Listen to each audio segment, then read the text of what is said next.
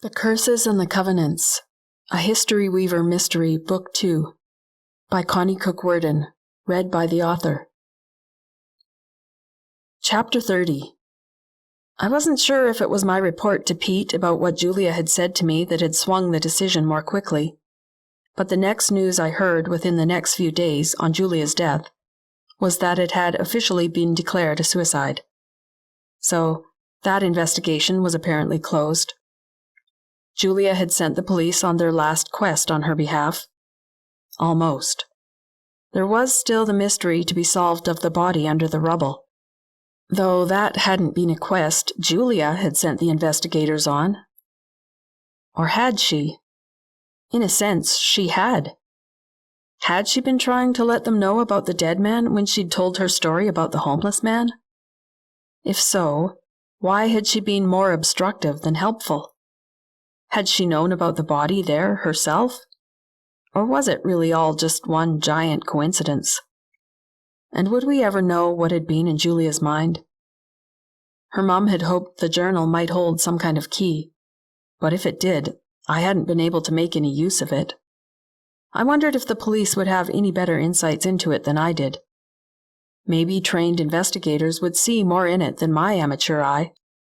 But the ones who actually knew Julia didn't have any luck finding any answers in it. Why would anyone else? School was back in on Monday, and there was a somber atmosphere hanging over the whole school. Julia's funeral would be held on the Friday, and classes cancelled again so all her schoolmates and teachers could attend if they wished. Ma was making such great strides in her recovery that I could have considered moving back to the Beast at any time. She had found ways to be almost entirely independent, though she still wouldn't be driving her car for some time. I'd still be driving her places for a little while. But she seemed fully able to live alone with all the tricks and tools the occupational therapist had taught and given us. I decided I'd at least wait until the end of the week, and after Julia's service before I even thought about moving back to my own place, however. The possibility that someone may have broken into Ma's house unnerved me to the point where I didn't want to see her left on her own just yet. Nor did I want to be left alone just yet. Not that Ma would have been a great deal of protection for me, but Julia's suicide and my inability to keep her from it was haunting me day and night. I dreaded the time alone with my thoughts. If I hadn't committed and borrowed money to buy my own place, I might have been tempted just to go on living with Ma. But the knowledge that I had to step up and be a big girl and stand on my own 2 feet nagged at me constantly. Besides, I didn't want to let go of that beautiful piece of land and the dream house it could someday hold. Instead, I started daydreaming about building a little separate suite on the property for Ma to move into when she was ready to give up her own place in town. That might be the better solution than moving back in with her. I plowed ahead through the week, teaching my classes in the most lackluster way. No one seemed to notice, however. We were all more or less lackluster.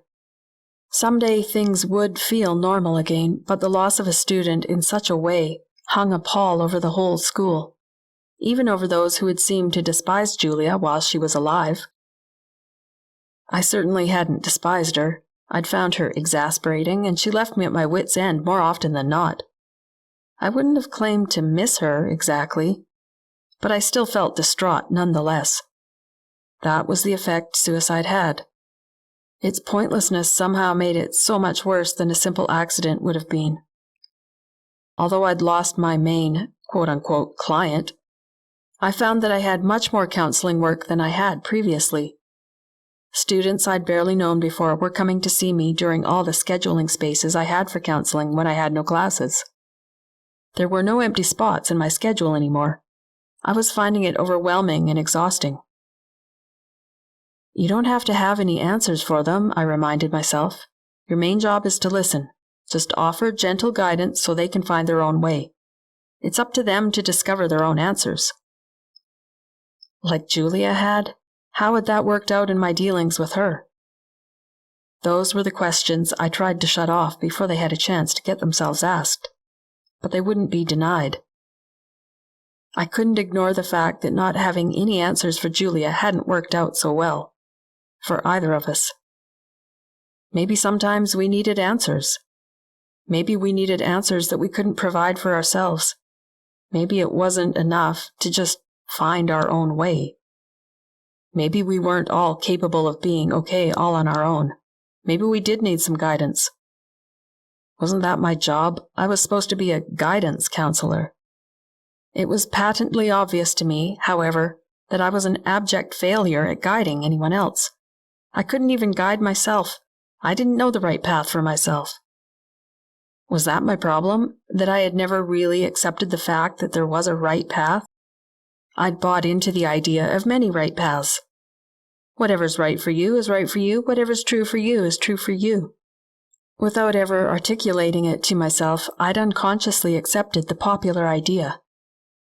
But it didn't seem to be working, at least not for people like Julia, or me, or anyone else I knew, really, at least not any of us who didn't have any solid ground, other than our own subjectives to stand on. We were all terrible at knowing what was right and true for us, I could see that. Were there any real answers anywhere? The resounding emptiness inside echoed the questions back like a bare room. I tried to drown out the questions that played over and over in my head, but they popped out of my mouth one night over dinner with Ma. How am I supposed to be helping these kids? I don't know. I don't know what to tell them. What do you want to help them do? Ma asked.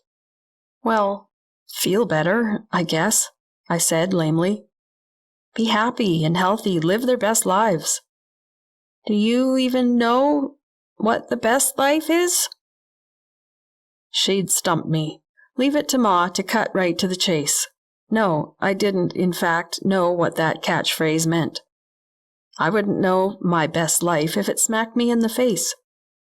Happiness, that was about as far as my ideas of a good life extended. And that word sounded hollow when I said it aloud to Ma. It's not possible for us to be happy all the time, Angie. Don't you think pain is part of the best life? I know, you're right, Ma, I sighed. Pain is just part of life. Okay, I guess I mean a meaningful life. Don't you know the meaning of life? I know what you're going to tell me it is. What am I going to tell you? It's God. It's life with God. It's Jesus. Life with Christ. That's the meaningful life, right, Ma? But I don't know what that means either. I don't know what that looks like. I mean, I can see you believe it. But I don't find church going to add much to my life. You know, it's not church going. I know. But other than that, I wouldn't even know how to start. I don't know how to connect with God. I believe there is one. I believe that much. But he seems so far away.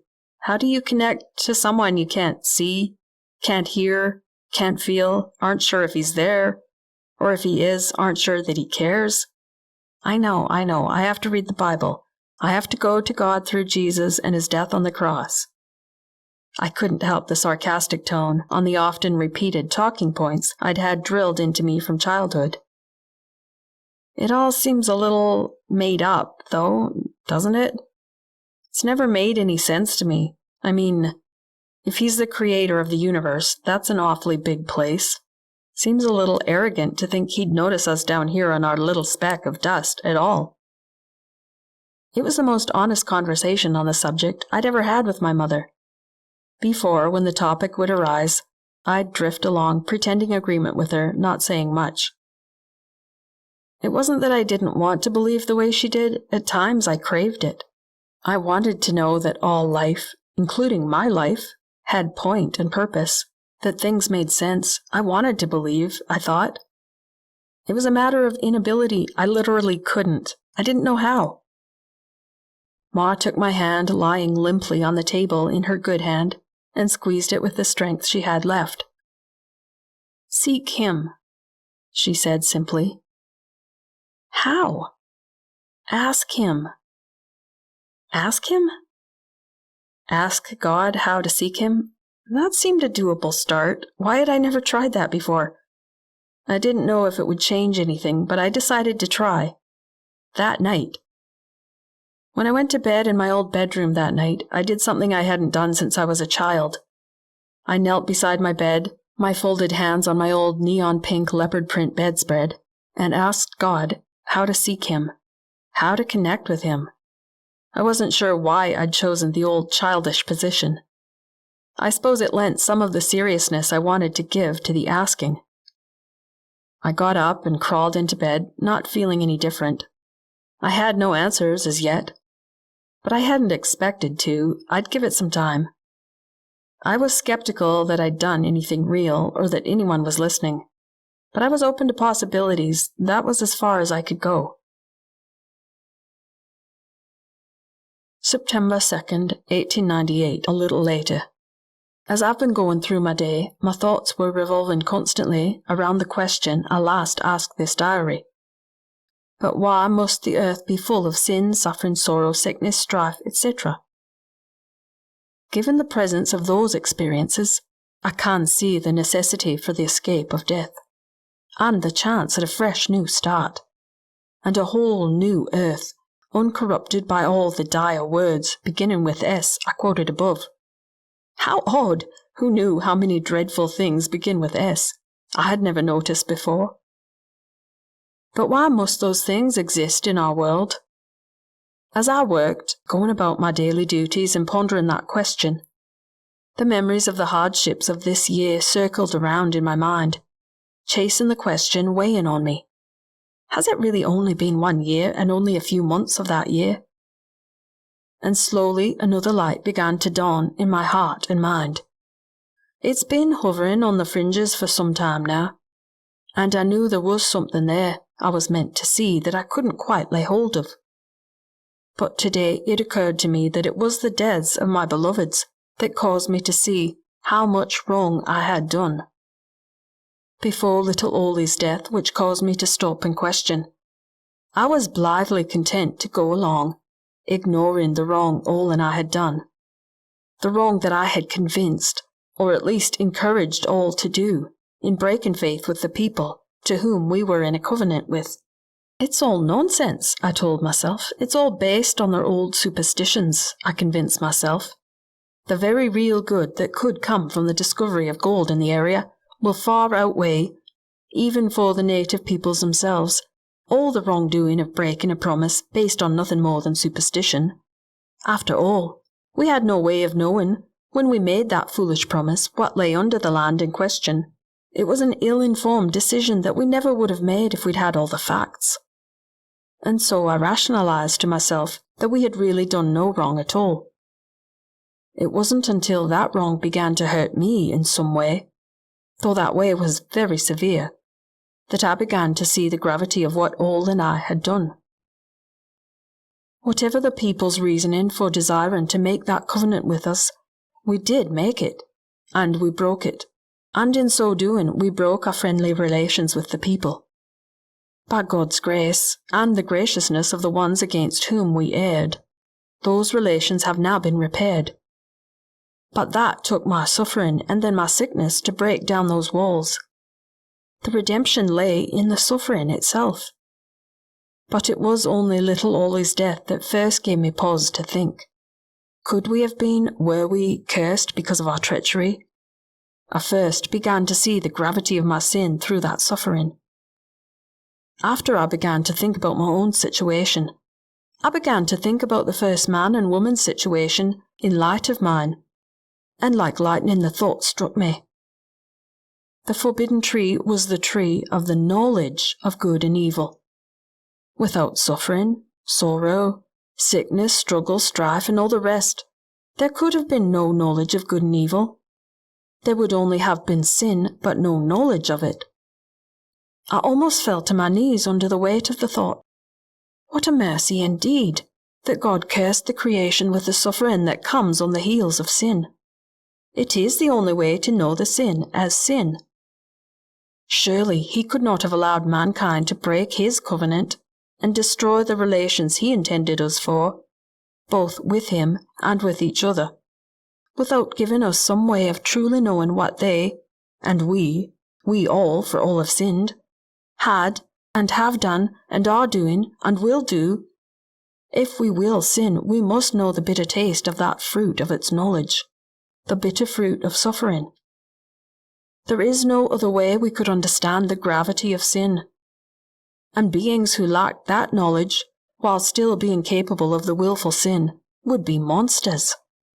That state would be the utter destruction of our souls. Without the effects of suffering that sin leaves in its wake, how would we know, truly know, the awfulness of sin, unless we saw the suffering that results from it? And yes, there is more suffering in the world than the suffering that we see directly caused by sin. But those sufferings fall under the heading death, either the death of the man and his descendants, that must surely fall on them all, once they had all known sin. How else could they finally be free of it and of all its terrible effects? Or the death of the earth itself that the thorns and thistles bore testimony to.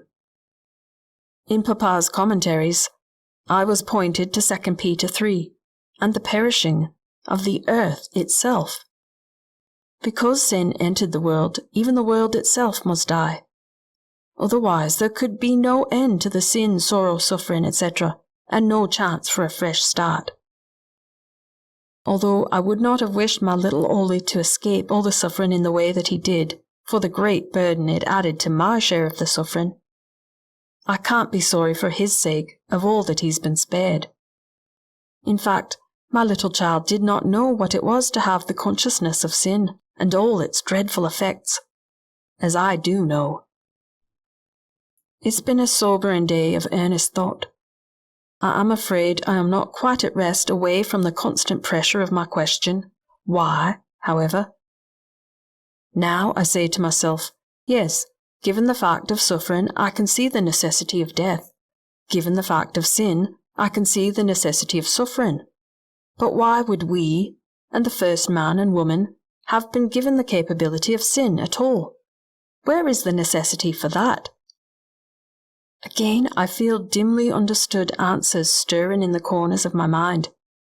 When I feel better able to grasp them, I will record any new discoveries in this book.